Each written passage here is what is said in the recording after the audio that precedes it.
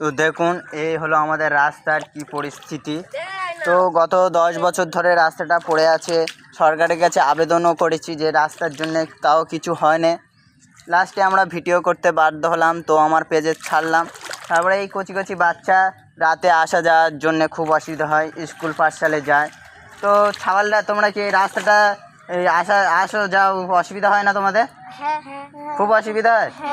তো খুব অসুবিধা হয়, তাই তোমরা কটার সময় করে রাতে বাড়ি যাও? ওই 10টার সময় বাড়ি যাও। কখনো পড়ে গেছো এই রাস্তায়? পড়ে গেছো?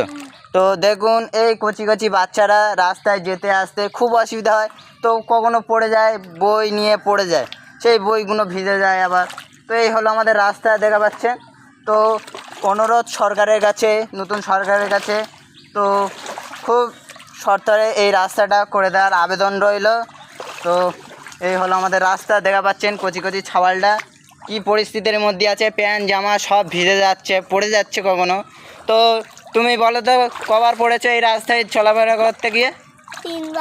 3বার পড়ে গেছে এই বাচ্চাটা চলাফেরা করতে গিয়ে। কি অবস্থা দেখা পাচ্ছেন, এটা পুরো রাস্তাটা একদম এই পরিস্থিতির মধ্যে রয়েছে। তো ধন্যবাদ, আমি ভিডিওটা করেছি, তো আপনারা একটু শেয়ার করবেন, প্রচুর লোকেদের কাছে শেয়ার করবেন। ধন্যবাদ।